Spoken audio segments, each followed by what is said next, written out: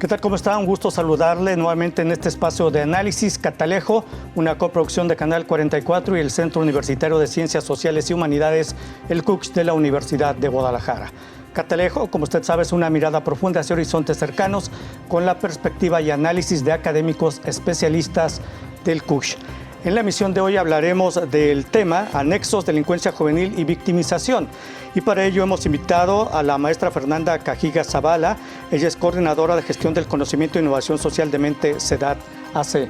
Maestra, bienvenida, gracias por estar con nosotros. ¿Qué tal? Buenas noches, gracias. La licenciada Sandra Isabel Valenzuela Ramírez, ella es coordinadora de integración social en la Fundación México Me Necesita C. Ella es trabajadora social egresada del CUCH. Bienvenida, licenciada, gracias por estar con nosotros. Gracias. Y el doctor David Coronado, director del Instituto de Investigaciones Sociológicas del CUCH. Doctor, bienvenido, gracias por estar con nosotros.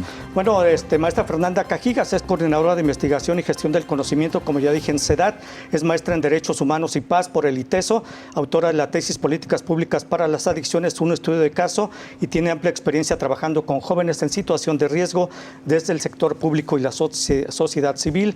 La licenciada Sandra Isabel Valenzuela Ramírez, pues ella tiene diplomado para la detección y atención psicoterapéutica de abuso sexual, certificación en Mindfulness, en protocolo para la disminución de conductas impulsivas, basado en atención plena, en Centro de Desarrollo de Atención Terapéutica y Gobierno del Estado de Jalisco.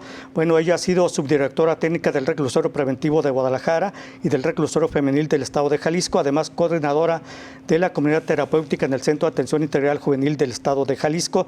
Actualmente, como dije, es coordinadora de integración social en la Fundación México Me Necesita.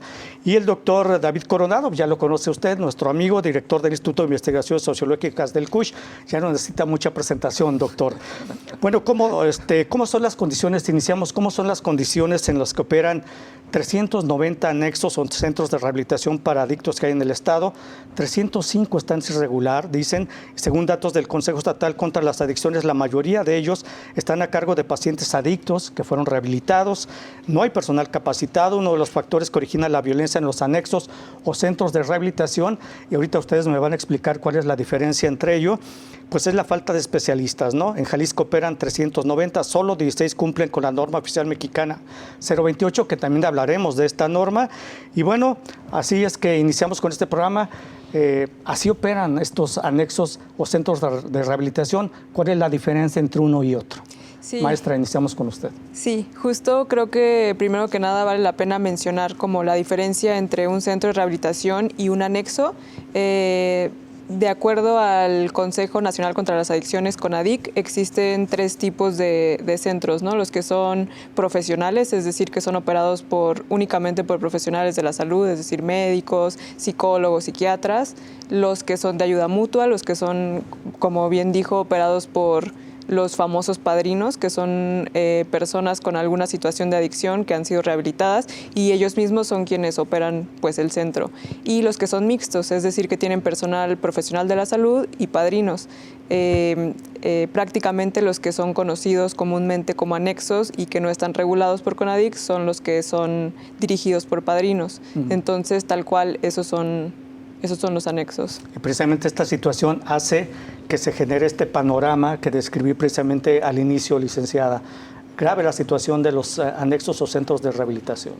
Sí, yo creo que es un problema que se ha desbordado últimamente porque aparentemente pues, nos dice la encuesta que hay 390 anexos, pero esos son los que se han identificado, pero ¿cuántos más hay que están tras las cortinas o tras la luz que ni siquiera se conocen y ni siquiera sabemos exactamente cuántos hay, ¿no? Porque pues cierran a lo mejor un anexo, un lugar, pero pues no cerraron, únicamente se cambiaron de lugar o vuelven a abrir otros, son centros que no tienen con un registro. Más con esto no quiero decir que todos los anexos estén mal. Ahora, usted dice, básicamente refiriéndose a los que operan en la clandestinidad. Los datos que se tienen son precisamente los que se han logrado detectar, pero siempre hay una cifra negra o datos negros de los que operan en la clandestinidad. Doctor David Coronado. Mira, hay un placer estar aquí con ustedes. Contigo en especial, Antonio. O sea, hay todo un contexto, ¿no? De esto, un contexto social y económico. Y la proliferación de anexos y de centros de rehabilitación obedece, o sea, por un lado, al tipo de políticas públicas que se manejan, ¿no? Entonces, de repente hay una ausencia de recursos que se presenta aquí en México, pero no solo aquí, ¿no? Sino en Brasil, en Colombia, en Argentina, donde esta restricción se da. Algunos señalan que es por el mismo proceso político del neoliberalismo, otros por la restricción económica por la que pasa el mundo. Pero bueno, de cualquier manera la situación es la misma, ¿no? Por otro lado está la falta de voluntad, ¿no? O sea, de repente hay una contracción de la voluntad política para poder seguir sustentando centros estatales de rehabilitación, ¿no? Entonces, ante esto, bueno, además hay otro factor más que Sandy maneja perfectamente, que es el aumento de las drogas, ¿no? Tanto en frecuencia, o sea, de repente hay más consumo por parte de adolescentes y adultos, y también de niños, y también, por el otro lado, la disminución de edad, ¿no? O sea, ayer hablábamos de niños de 7 años. Yo tenía el dato ya a nivel de secundaria, donde hay un incremento impresionante, 43% es el aumento en los niños y niñas de secundaria. Entonces, estos 3 factores hacen que de repente la sociedad civil tenga que hacerse cargo de este problema, ¿no? Entonces, hay una proliferación enorme de anexos, de centros de rehabilitación que muchos funcionan como bien dice Sandy, tras cortinas, ¿no?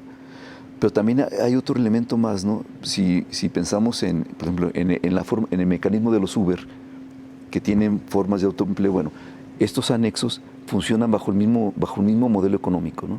O sea, son formas de acumulación de dinero, y bueno, fuentes de trabajo, ¿no? Informal, si tú quieres. Pero o sea, estos elementos provocan que a nivel nacional y a nivel latinoamericano estos anexos pues empiecen a proliferar, porque la sociedad civil tiene que hacerse cargo de este problema, ¿no? O sea, el Estado simplemente los deja, como ha dejado muchos programas más, y bueno, pues pues ¿quién tiene que responder? La gente preocupada, ¿no? Sí. Usted habla, doctor, de falta de voluntad política, pero además de eso, además de la falta de voluntad, también no es incapacidad de las propias autoridades para hacerse cargo de estos anexos centros de rehabilitación, ¿o son las dos cosas combinadas, maestra?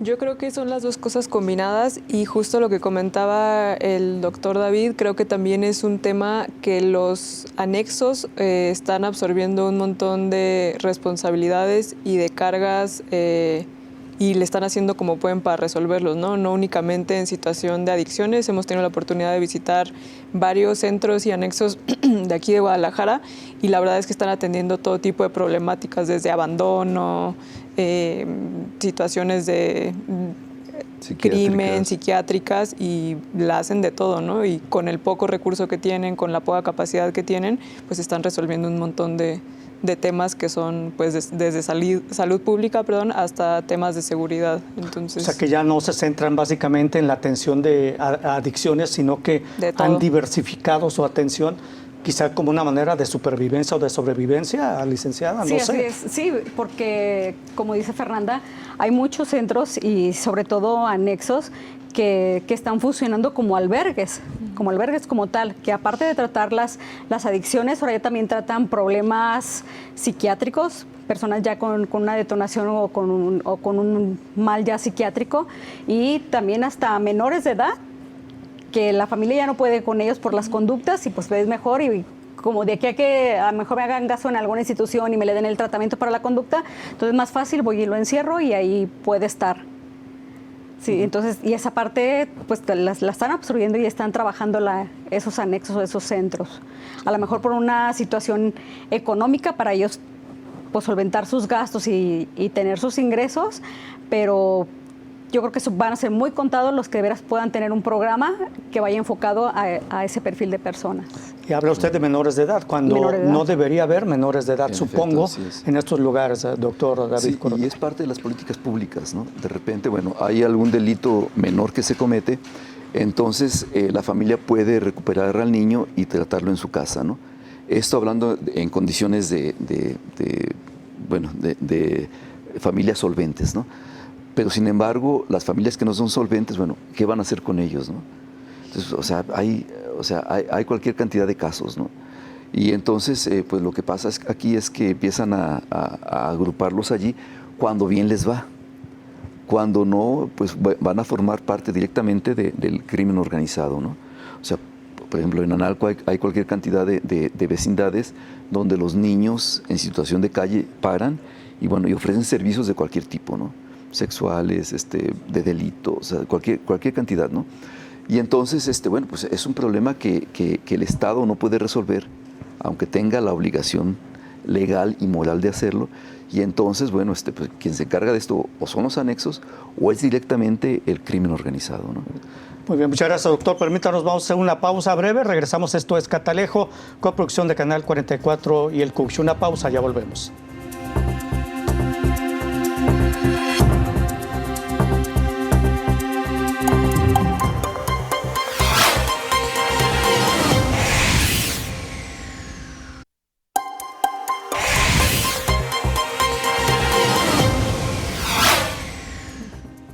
Continuamos en Catalejo, una mirada profunda hacia horizontes cercanos. El tema en esta emisión, anexos, delincuencia juvenil y victimización. Mire usted, un grupo de 229 hombres, adultos y menores fueron rescatados. Esto recientemente, seguramente usted se dio cuenta, de un centro de adicciones que operaba de forma clandestina en Tlaquepaque. El lugar, llamado Sendero a la Fe, pues en la colonia San Pedro encontraron a 26 menores de edad, desde los 14 hasta los 17 años, 203 adultos, todos del sexo masculino. Todos dijeron que pues estaban ahí en contra de su voluntad. Este lugar tenía una capacidad para 60 personas, pero había 229. La mayoría de las personas que se encontraron ahí fueron rescatados, tenían huellas de violencia física. Este lugar no contaba, era clandestino, no contaba con licencia, medidas de seguridad, avisos de funcionamiento de la Comisión Federal contra Riesgos Sanitarios, la COFEPRIS, ni programa interno de protección civil, entre otras irregularidades. Así operan estos anexos. Y bueno, una pregunta que si ustedes quieren profundizar en lo que mencioné ahorita, está bien, pero una pregunta, la cantidad de ambos, ustedes ya trataron el tema de qué son anexos, qué son centros de rehabilitación. Con exactitud no se sabe, pero en Jalisco existen 300 y 160 centros, 16 de ellos regularizados. La pregunta es, ¿por qué existe esta cantidad de anexos? ¿Por qué es un negocio? ¿Por qué están operando, no? ¿Por qué esta cantidad, no menos, y por qué no más? Sí, claro. Pues yo creo que es una pregunta muy compleja, pero como lo platicábamos ayer, yo no creo que haya habido como un boom de anexos que empezaron a surgir muchísimo, sino más bien cada cierto tiempo que pasa un suceso lamentable como este de Tlaquepaque, como la matanza en Irapuato, como que se voltea la mirada a los anexos, ¿no? Pero los anexos yo creo, y por mi experiencia siempre han estado ahí, siempre han existido con muy malas prácticas, con algunos como centros de tortura casi, y es cuestión de que suceda algo para que se voltee a ver, se intente hacer algo. Ahorita, por ejemplo, se hizo la nueva ley de salud mental y adicciones, pero pues a ver qué pasa, ¿no? Pero creo que nada más, pues ahí está. Y como menciona Sandy, quizá hay más, ¿no? Y ni siquiera sabemos. O sea, sí, es los cifra que operan negra. en la clandestinidad. Exacto. Y menciona, maestra, algo importante, que es únicamente cuando pasa algo en estos centros es cuando volteamos a verlo, tanto autoridades como sociedad en general. ¿Es así? ¿Y por qué? La misma pregunta, ¿por qué este número de anexos o de centros de rehabilitación? Yo coincido con Fernanda en que no es que a lo mejor haya más, sí han habido más anexos, porque en la encuesta que se hizo, si no me equivoco, en el 2017 eran 300 y ahorita son 390. O sea, si vemos en los años que han pasado, pues no son muchos. Pero más bien yo creo que están ahí, y el problema es ese, que cuando pasa una situación es cuando todo el mundo voltea a ver y empieza la cacería, ahora es que la cacería de brujas. Sí, se van con toda la caballería en cuanto centro, en cuanto le reportan. ¿Y qué es lo que pasa? Pues van, clausuran, sacan a toda esa gente. ¿Y qué va a pasar con esa gente? Pues lo vuelven a regresar a la calle, porque no es que bueno, lo sacamos, pero lo vamos a acomodar en otro lugar donde sigan un tratamiento, donde puedan estar bien, donde tengan un proceso, donde puedan rehabilitarse, ¿no? Y como son la mayoría de los centros, sus residentes son ingresados de manera involuntaria, porque es muy difícil que uno diga, sí, yo quiero recuperarme, yo quiero tomar un tratamiento de tanto tiempo. Entonces, imagínense, cierran ese centro, van para afuera todos, ¿pero a dónde van? Otra vez a la calle a consumir. O sea, hay esta dinámica que están haciendo de depurar los centros, pero no hay una política, no hay un programa que diga, bueno, se cierra, pero vamos a hacer otra cosa, o se van a resguardar en otro lugar o en otro centro donde puedan llevar un proceso. Ahora, menciona usted que la mayoría son llevados ahí en contra de su voluntad, incluso por sus familiares, en contra de su voluntad los llevan. Sí, la mayoría de los centros son llevados en contra de la voluntad, pero porque la norma 028 dice que hay que salvaguardar la integridad y la salud de la persona. Por ¿Sí? eso nada más. Entonces, por eso, ajá. Ahora, y dice, bueno, es que el gobierno no tiene la capacidad, si lo sacan de ahí o cierran estos centros de rehabilitación, ¿a dónde los llevan? Entonces el gobierno lo que está haciendo es cediendo parte de su responsabilidad a estos centros o anexos para no cumplir con esta que sería su obligación, primero porque no tiene la capacidad de hacerlo o porque no quiere hacerlo. Fíjate que esta pregunta es muy importante porque, según comentábamos hace rato, en enero de este año, cuando se le pregunta a Jesús Ramírez cuántos casos exitosos han tenido durante esta administración a nivel nacional, entonces él evade la pregunta, se la vuelven a hacer y él la vuelve a evadir. Entonces la periodista muy suspicazmente dice, lo que pasa es que no puede dar la respuesta de cuántos casos exitosos hay porque no hay datos. ¿Sí? La última encuesta sobre adicciones que se aplicó aquí en México fue en el 2017. Entonces, hace 5 años. En este año debió de haberse aplicado la nueva encuesta. No se hace porque faltan 150 millones, falta de voluntad, omisión, qué sé yo, falta de voluntad política para aplicarla, ¿no? Entonces, estamos trabajando sin datos, ¿no? O sea, ¿cuántos anexos nuevos hay? No se sabe. ¿Cuántos nuevos casos de adicciones hay? No se sabe. ¿A qué edad empiezan a ser adictos? No se sabe con exactitud. Tenemos los datos empíricos, pero no tenemos esos datos nacionales que nos den luz y que nos digan lo que pasa es que en tal situación, en tal zona geográfica, en tal momento, por tal droga, se está incrementando, ¿no? O sea, bueno, pues hablan de la metanfetamina, de la marihuana, pero no se sabe con exactitud qué es lo que está pasando, ¿no? Entonces hay una falta de voluntad política. Y cuando yo me refiero a que el gobierno evade su responsabilidad en este tema de las personas adictas de todas las edades, no me refiero únicamente al gobierno estatal, porque los datos que hemos dado a conocer se refieren únicamente al ámbito estatal, porque no hay datos que reflejen una realidad nacional, ¿no? Pero este problema también se refleja a nivel federal, ¿no? Entonces, no lo hace porque no tienen la capacidad ni los lugares adecuados para tratar a toda la población adicta que hay en el país, o porque simplemente no quieren, porque no le ven una solución a este problema, maestra. Pues yo creo que pueden ser como ambas. Yo sí veo con mucha falta de voluntad política y yo tengo por ahí mi hipótesis que tiene que ver por el estigma que sigue teniendo el tema de las adicciones en general, que yo pensé que no era tal hasta que me puse a hacer mi investigación y me di cuenta que por mismos funcionarios públicos iba habiendo mucha negación y estigma con respecto al tema en general. Y justo la ausencia de una política pública como bien articulada, como decía Sandy, pues no es nada más de ir y clausurar centros, ¿no? Es qué va a pasar con la gente que hay ahí, o sea, es algo como insostenible ir a clausurar, más bien se está optando como por ayudar a profesionalizar estos centros que están operando de manera irregular, pero pues de la misma forma no hay el recurso para profesionalizar estos centros, entonces creo que es una desarticulación en todos los sentidos.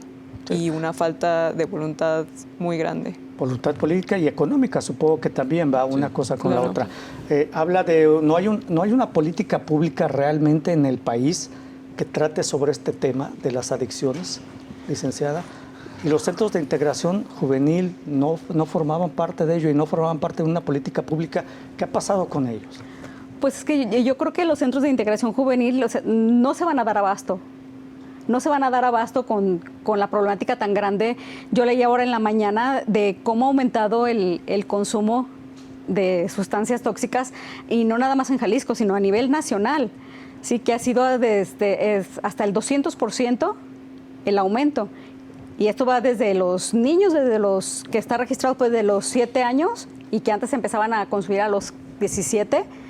Entonces, pues no se dan abasto. Yo creo que puede haber una política, pero yo creo que la aplicación es donde no han sabido cómo hacerla. A lo mejor una política pues, te sientas y la haces desde un escritorio y te queda muy bonita, pero a la hora de la aplicación, pues no hayas ni por dónde empezar porque pues es tan grande el problema y nada más estamos viendo aquí encimita del agua, pero no es un iceberg.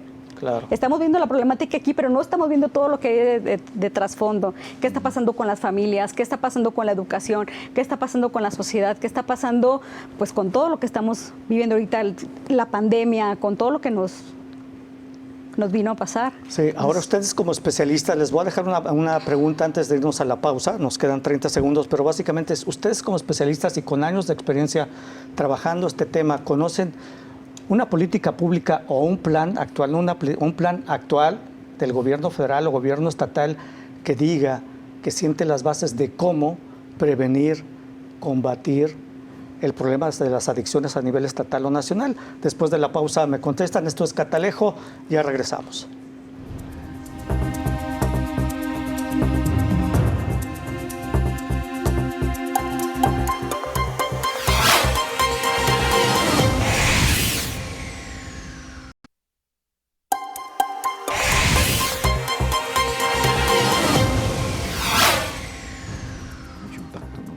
Continuamos en Catalejo, coproducción de Canal 44 y el CUCH. El tema, nexos, delincuencia juvenil y victimización. Dejé una pregunta antes de la pausa. ¿Política pública y un plan real o no para enfrentar este tema de las adicciones? Maestra, iniciamos con usted.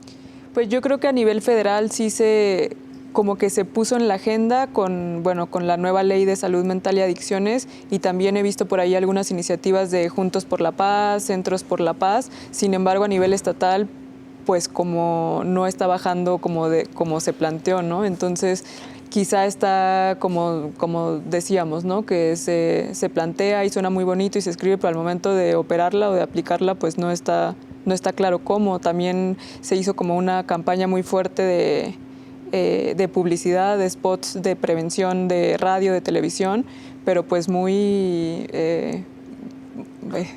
de los 90s, ¿no? Seguir viendo el tema de las drogas, de la prevención a través del miedo, de no lo hagas, de educar con el miedo, ¿no? Y creo que pues claramente eso no nos está funcionando. Entonces, si no funciona educar con el miedo, ¿cómo es que debe establecerse una campaña de prevención precisamente? Les pregunto esto a ustedes como especialistas básicamente, ¿no?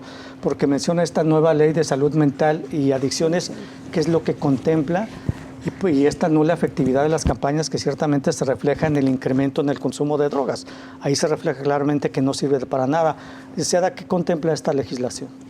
Bueno, dentro de todo, creo que tiene puntos así o artículos muy interesantes que, como volvemos a repetir, a lo mejor en lo que uno lee dices, órale, qué padre que va a estar esto. Pero a la hora de la aplicación, y a mí una de las cosas que más en cierto modo me preocupan es la parte en que ello se refiere, que yo como familiar puedo ingresar de manera a lo mejor involuntaria a una persona, ¿sí? La ingreso intoxicada porque pues está mal y ya no sé qué hacer con ella. Pero en cuanto él ya está un poco consciente, porque la desintoxicación no pasa de una noche a otra, en cuanto está consciente, yo voy a tener la obligación de preguntarle, oye, ¿quieres estar aquí? Claro que me va a decir que no. Sí, porque lo que él quiere es salir a consumir. Entonces, ¿qué tengo que hacer yo como centro? Dejarlo ir.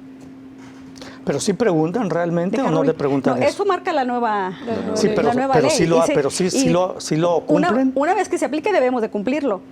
Entra en abril en vigor, ¿no? Ajá. En abril del 2023 entra en vigor. En noviembre, perdón. En noviembre. En abril, o sea, ya en poco tiempo entra en vigor. Ya está aprobada. Entonces, yo ya tengo la obligación, en cuanto él empiece a estar un poco consciente, así la familia diga, no, es que tiene que tener un tratamiento. Si él dice, no, es que no quiero estar aquí, ¿qué va a pasar? O sea, pues es bien lógico y es claro que ellos no van a querer estar.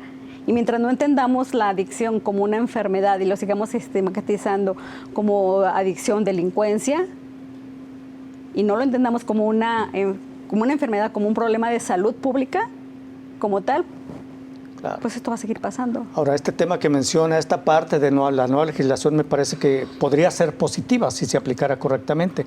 El tema es si lo van a aplicar los anexos o los centros de rehabilitación. Porque una cosa es lo que diga la ley y otra cosa es el cumplimiento de la ley, doctor. Sí, y mira, esto descansa en todo un modelo, ¿no? Ya hace rato lo mencionaba Fernanda, este modelo de estigmatización, ¿no? Es un problema porque se basa fundamentalmente en algo que llaman los egoreductores, fíjate. Entonces, estos egoreductores implica estar demonizando a los consumidores, ¿no? Entonces, bueno, este es todo un modelo psiquiátrico, ¿no? Religioso.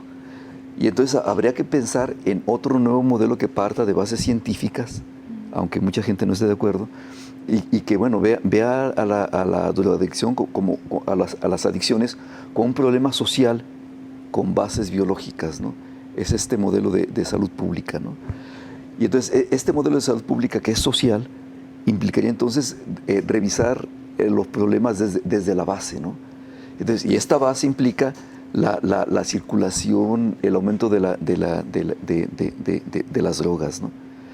Y entonces, si lo vemos desde aquí, me parece que hay un problema enorme, ¿no? Y ese problema enorme, bueno, es el del crimen organizado, ¿no? Entonces, fíjate cómo empezamos a manejar este modelo de tratamiento con este modelo psicosocial, con este modelo social criminológico, ¿no? Entonces, me parece que estamos en un grave problema que bueno, con estos puntos nos dice que bueno, que el problema sí es de los adictos, ¿no? Pero también es un problema epistemológico, de acercamiento de salud, a la forma de ver la salud, pero también es un problema social, ¿no? Entonces, y todo forma una unidad. Si lo vemos así, el problema de la prevención pues no tiene de dónde agarrarse, ¿no? La nueva ley es una ley también desarticulada, no tiene estructuras básicas, no tiene programas básicos, y si los tuviera, que, bueno, no los tiene, no hay recursos económicos, ¿no? Entonces, nuevamente aparece la sociedad civil a través de los anexos para hacerse cargo de sus enfermos, ¿no? Para hacerse cargo de este problema de salud pública. Sí, en efecto. Y mira, bueno, entonces hay anexos que cobran 200 pesos, 500 pesos, pero también hay anexos, y bueno, de dudosa calidad, hay anexos que te cobran 10, 15 mil pesos. Hay otro anexo que te cobra 200 mil pesos al mes, ¿no? Pero sin embargo, a pesar de todo esto, en la sociedad civil hay elementos de éxito, ¿no? O sea, hay puntos de éxito donde se dice, incluso los mismos adictos lo dicen, bueno, yo soy un milagro de Dios, ¿no? O también, si no es por esto, yo estaría muerto, ¿no? Fíjate. O sea, me parece que es un problema muy complejo, y que esto que dicen los adictos implica esta presencia de la sociedad civil, ¿no? O sea, ellos son parte de la sociedad civil. Entonces me parece que esta unidad habría que revisarla tal cual, ¿no? A ver, me llamó la atención, doctor, que mencionó el crimen organizado ahorita en su intervención. Yo preguntaría, ¿qué tiene que ver el crimen organizado en los anexos o en los centros de rehabilitación, ¿no? Pero no tendría que ver una cosa con la otra. Pero cuando leo datos, por ejemplo, el fin de semana en Silao y en Guanajuato, 20 muertos durante festejos patrios, y por ejemplo una masacre el sábado en un centro de atención para personas adictas en la colonia Nueva Fray Daniel en Cortázar, donde asesinaron a 2 de los internos. Un tercero murió presuntamente al intentar ponerse a salvo, cayó del edificio, ¿no? Pero resulta que ahí llegó un grupo armado y disparó contra los internos, ¿no? Entonces, esto tendría que ver con lo que menciona el doctor, el crimen organizado. ¿Qué tiene que ver el crimen organizado en los anexos, maestra? Pues yo creo que al ser algo tan poco visibilizado y poco regulado, o sea, creo que es el blanco perfecto para el crimen organizado de infiltrarse, incluso he sabido de muchísimos que operan pues como casas de seguridad tal cual, o sea, se venden como anexos, pero en realidad es una casa de seguridad, mismo reclutamiento de menores, o sea, por lo mismo de no estar regulado, pues se presta a que pase todo este tipo de actividades relacionadas o vinculadas al crimen organizado. ¿Es en donde mencionó, maestra, al inicio que operan los padrinos? Pues sí, no necesariamente, pero puede ser que sí. Pues es un escenario catastrófico. Cuando vemos precisamente estos escenarios de masacres, que no nada más en Guanajuato, aquí también se han registrado, sí, en la claro. zona metropolitana, es por la presencia del crimen organizado. Licenciada, ¿qué nos comenta usted? Yo creo que en muchos anexos o centros, y sobre todo en los anexos que están de manera clandestina, que ni siquiera hay un letrero, y hay anexos a lo mejor que están de manera muy sencilla, pero que tienes tu logotipo y dices, bueno, aquí estoy.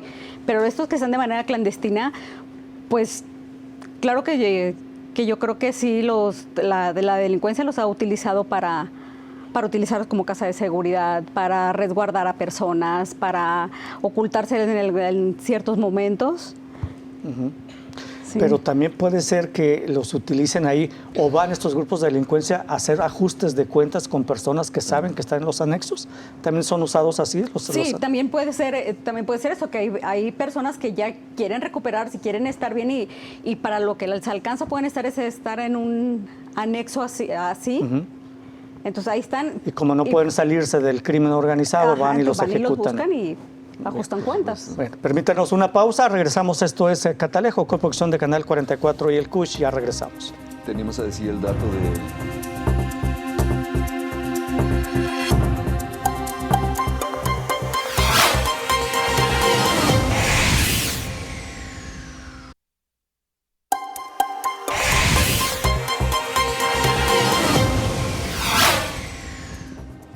Continuamos en Catalejo, y datos que precisamente son motivo de que como sociedad y como gobierno se voltee a ver a los anexos de estos centros de rehabilitación. El 22 de julio una menor de 11 años fue quemada por cuidadores de un albergue ubicado en Santa Isabel, en Tonalá. En este espacio se atendía también a personas con adicciones y nadie ha sido arrestado por ese acto de tortura. El segundo, el 24 de julio, un comando irrumpió en un anexo irregular en la cofradía en San Pedro Tlaquepaque, mató a 6 personas, es lo que mencionan las masacres que también se han dado aquí, ¿no? Entonces son las situaciones que hacen que volteen a ver a los anexos que están operando de forma irregular, la mayoría, y algunos en la clandestinidad, como ya se ha mencionado aquí, y ahí se puede verificar y comprobar la presencia del crimen organizado, que bueno, no vamos a abundar en el tema, pero tenemos ya datos de que precisamente el crimen les hace el derecho de piso, cobro de derecho de piso o cobro por dejarlos operar a estos anexos o centros de adicciones, lo cual evidentemente pues hace que la autoridad también como que diga, pues mejor háganse bolas ustedes, ¿no? Claro. Maestra. Pues sí, creo que pasa como en cualquier negocio que es redituable, pues llega el crimen organizado a cobrar derecho de piso, ¿no? Eso es una parte, y lo otro que comentábamos también, que pues se ha dado mucho ir a los centros de adicciones pues tal cual a esconderse. Una persona que no quiere ser localizada pues va y se mete en un centro por cualquier motivo, y pues se ha dado, ¿no?, que llegan a encontrar personas que estaban reportadas como desaparecidas en los anexos. Entonces, pues eso dice bastante, ¿no?, que son lugares no visitados, no pues olvidados, tal cual. Prácticamente olvidados, precisamente por la autoridad. Ahora, están muy estigmatizados porque ustedes hablan de un fenómeno aquí que les quiero poner, que es continuum, adicción, crimen, delito, estigmatización, autoestigmatización. ¿Qué significa esto como especialistas, licenciada? Yo creo que aquí cabe resaltar algo bien importante cuando hablamos de anexos. Yo creo que aquí hay que marcar la diferencia bien clara, porque hay anexos y hay centros de tratamiento para las adicciones, ¿sí? Hay anexos que están regularizados, que están tratando de hacer las cosas como lo está marcando ahorita la norma y la ley, y están desarrollando sus programas. Hay anexos que pues nada más están conteniendo a la gente y la tienen ahí un tiempo en lo que se desintoxican, están bien y que les vaya bien. Mencionaban que son redituables y el crimen organizado les cobra derecho de piso por cobro de derecho de piso porque son redituables. ¿Realmente son redituables? Yo digo que no todos, ¿no? No todos, por eso es a lo que voy, que no tenemos que generalizar y tenemos que marcar bien esa diferencia, porque va a haber anexos que sí se dedican a ver esto tal como un negocio sin importar el ser humano, o sea, en verdad rehabilitarlo, que es la mayoría, supongo. Ajá, y los centros de tratamiento o anexos con un programa específico, pues claro que vas a tener ya todo un programa y una pauta que llevar para llevar un proceso de un adicto. Sí, desde que ingresa hasta que lo vuelves a reintegrar a la sociedad y le puedas llevar un seguimiento y puedas estarlo monitoreando para que sea funcional dentro de la sociedad. Ahora hemos estado hablando de la norma 028, pero ¿qué contempla la norma, doctor? Mira, Contempla desde la ubicación geográfica, la disposición espacial de los anexos, la cantidad de personas que pueden caber en un anexo, la profesionalización de especialistas, la manera como deben de ser tratados, pero sin embargo, o sea, igual que mencionan Fernanda y Sandy, pues hay anexos que se apegan a la NOM 028, ¿no? Pero hay otros que su día a día pues contempla formas de tortura abierta, tal cual.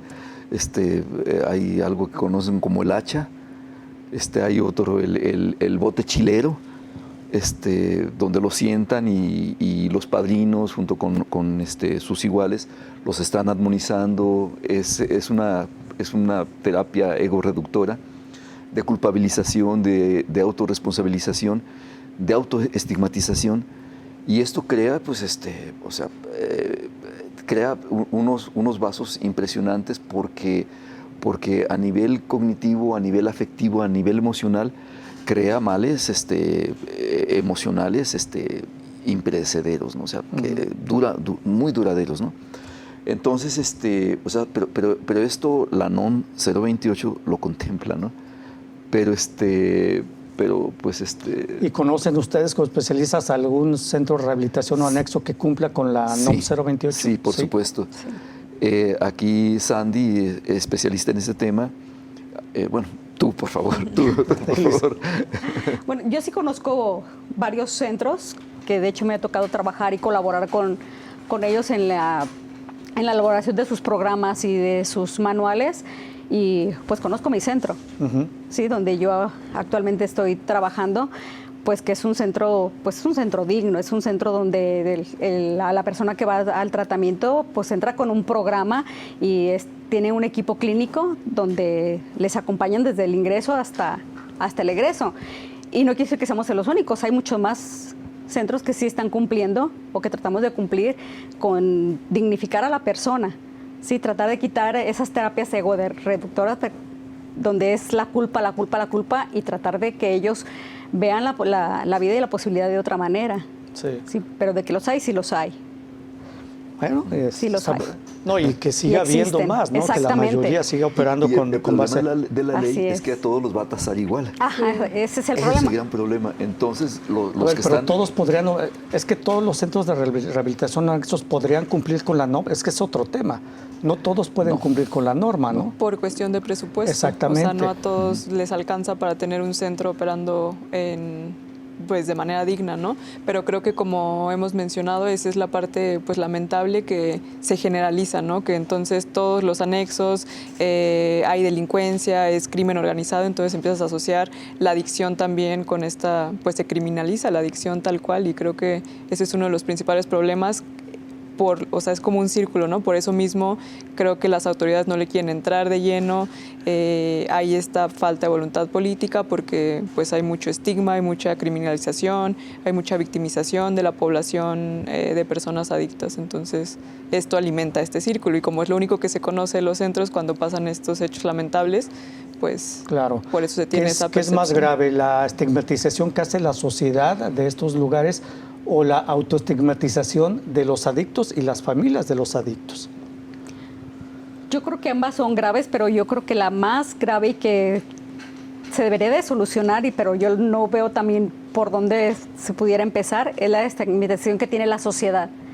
Sí, porque siempre, a lo mejor desde que la persona conoce de las adicciones, dice, es que estás así porque quieres. O esa es la consecuencia de tus actos. Le falta voluntad. Te falta voluntad. Entonces, el que no lo vean como una persona pues con todos sus derechos, y que es una persona que está sufriendo y que está en un malestar, y yo les digo a las familias, yo les aseguro que ninguno de ellos quiere estar en esa situación, pero es tanto lo que han consumido y tanto lo que su cerebro ya generó que los lleva a volver a consumir, los lleva a consumir. Entonces, el terminar con el estigma de la sociedad, yo lo veo muy difícil, pero yo creo que es algo con lo que debería de empezar las políticas públicas del gobierno. Y no se contempla ese tema, ¿no? Sí, Mira, doctor. O sea, sí, en efecto, esta unidad entre la autopercepción y la heteropercepción forman parte de la identidad de los sujetos, ¿no? O sea, todos nos percibimos, autopercibimos, pero también provocamos que nos autoperciban de esa manera, ¿no?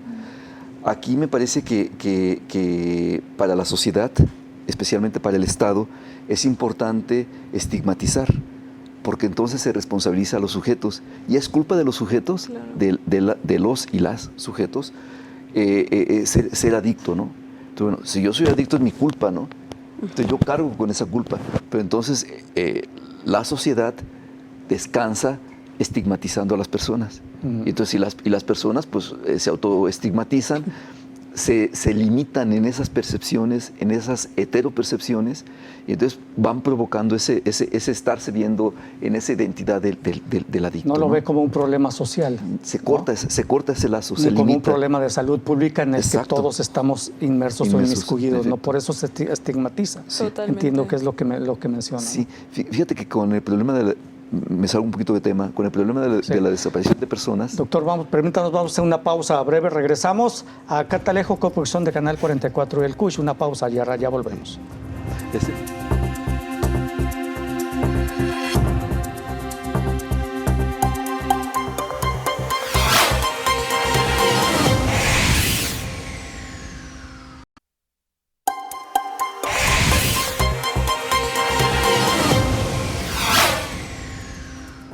Continuamos en la parte final de Catalejo con este tema, nexos, delincuencia juvenil y victimización. Quisiera escuchar de ustedes pues, las conclusiones sobre este tema. Después de este panorama desalentador del que yo les he hablado y les he dado datos y ustedes han aportado con base a su experiencia y su trabajo, pues qué hacer con estos anexos centros de rehabilitación. No todos son iguales. El estigma social, estigmatización, en este caso la omisión de las autoridades por incapacidad, por falta de voluntad política. ¿Qué hacer con todo esto? Maestra, iniciamos. ¿Cuáles serían sus conclusiones? Pues es un tema súper amplio, pero yo lo veo como en distintos niveles en cuanto al qué hacer, ¿no? Digo, de entrada sí hasta pues deprime, ¿no? Escuchar la realidad, pero creo que por lo mismo hay mucho campo de acción. Creo que a nivel social, para combatir este estigma del que hablábamos, hace falta pues aceptar la corresponsabilidad que tenemos como sociedad, ¿no? O sea, dejar de estigmatizar y decir pues es una cuestión individual y verlo como pues el síntoma de algo, ¿no? ¿Qué está pasando con ese individuo en nuestra sociedad? Entonces creo que así podemos como adoptar una visión distinta al tema de la adicción como sociedad. Creo que a niveles de gobierno, de política pública, hay modelos bastante interesantes que podrían ser adoptados en algunos estados, por ejemplo, en Chihuahua, en Nuevo León, en el estado, en Morelos, me parece, tienen los tribunales para el tratamiento de adicciones, que es un modelo que se me hace sumamente interesante y que ha dado muy buenos resultados. Y digo, ¿por qué no traer ese tipo de modelos a Jalisco, por ejemplo, ¿no? Incluso a nivel mundial hay algunas iniciativas interesantes de cómo están haciendo con el tema de adicciones. Sin duda nunca se va a comparar porque pues no está en las mismas condiciones que México, pero creo que sí hay bastante por hacer, pero siempre tiene que ser en conjunto, ¿no? Sociedad civil, gobierno, no se le puede dejar el problema a un solo actor, como se ha estado haciendo en este caso, que es a la sociedad civil. Pero con regulación por parte del gobierno. Claro. Si el gobierno va a dejar que operen, ok, pero hay que estar regulando, verificando y supervisando el cumplimiento de normas. Y no solo cuando pase una tragedia. Exacto, no únicamente cuando pase. Licenciada, sus conclusiones sobre el tema. Yo creo que este tema de las adicciones dentro de la sociedad y enfocándonos aquí en Jalisco es, no vemos o no se puede, no dimensionamos ni el gobierno ni la sociedad lo grande que está. A veces creemos que no está pasando nada y justo a mi lado ya está una persona que está con esta problemática, ¿no? Para mí que es importante es desde la educación. Yo leía un artículo en la mañana que decía que el gobierno había hecho un programa para trabajar la prevención de adicciones en la secundaria, pero como ya se dieron cuenta que también ya pasa en la primaria, entonces que ahora van a hacer uno para la primaria, pero van a empezar desde el kinder. Entonces, pero en cuanto estén los van a aplicar. Entonces, ¿cuándo van a empezar a aplicar estos programas? Políticas de ocurrencia y desarticuladas totalmente. Exactamente. ¿No? Entonces, ¿qué hace falta? Que ese presupuesto que deberá estar designado al tratamiento de las adicciones de veras llegue a los centros, porque si hay centros que tienen toda la voluntad de querer trabajar bien, de querer hacer bien las cosas, pero no hay el presupuesto, no hay la facilidad de ir a hacer un trámite para registrarte, es un dolor de cabeza. Entonces te piden que te registres, pero sin embargo es traba tras traba y un documento tras otro documento que no lo puedes hacer. No hay una facilidad o no hay una estructura para decir, estos son los pasos que tienes que seguir y en tanto tiempo está regularizado. Y la supervisión. La supervisión, yo siempre coincido mucho con Fernanda que dice, no nada más cuando pasen las cosas. Claro. Si tenemos una supervisión continua, pues la persona tiene que ser tratada con dignidad y para que pueda reintegrarse a una sociedad. Muy bien.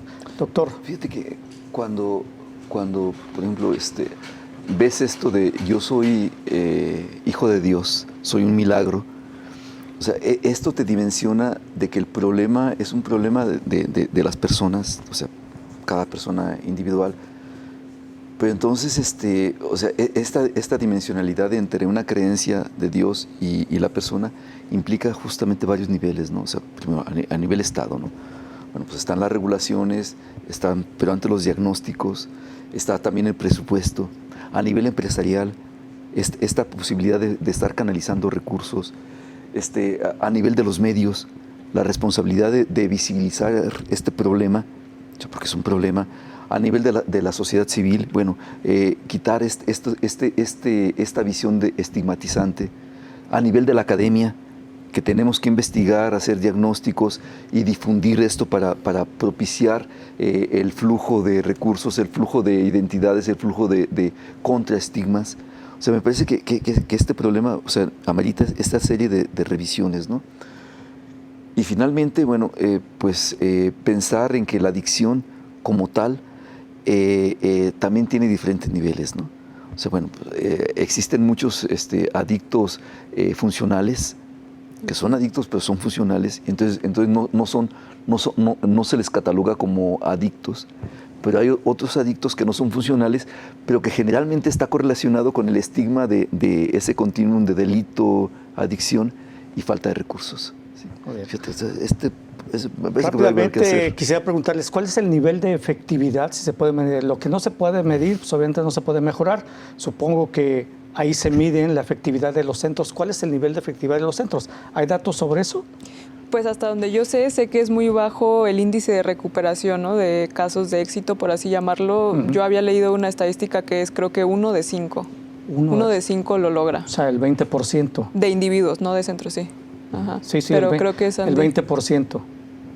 Sí, de centros no, en general, yo estoy hablando en general, la efectividad o el índice de recuperación que tienen. Sí, nosotros en México Menesita sí tenemos estadísticamente y documentado todos los casos de éxito como tanto los que han recaído, y nosotros, por ejemplo, el año pasado junto con la pandemia nuestro índice de recuperación fue del 55%.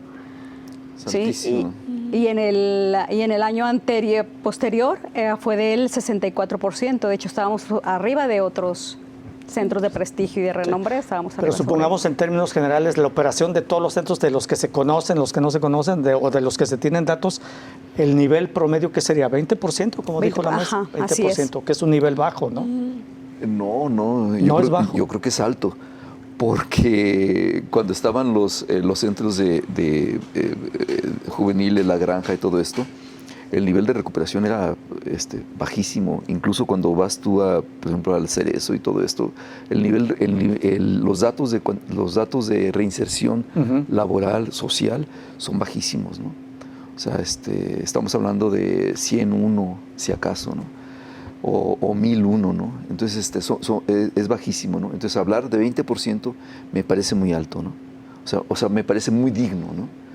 Entonces, y también habría que pensar en los niveles de reinserción de niños, adolescentes, claro, adultos, hombres, mujeres, ¿no? O sea, me parece que el nivel de reinserción por parte de las mujeres es más alto que el de los hombres, ¿no? Tienen más voluntad siempre, ¿no? Y la familia, los hijos, claro, el impacto es diferente, ¿no? Sí. Muy bien, pues les agradezco mucho su asistencia a Catalejo. Muchas gracias, maestra Fernanda Cajigas, por haber estado con nosotros. Licenciada Sandra Isabel Valenzuela, muchas gracias. Doctor David Coronado, como siempre, muy agradecido. No, gracias a ti, gracias, Antonio, un placer. Gracias, y sobre todo muchas gracias a usted. Nos vemos y escuchamos en la siguiente emisión. Hasta luego.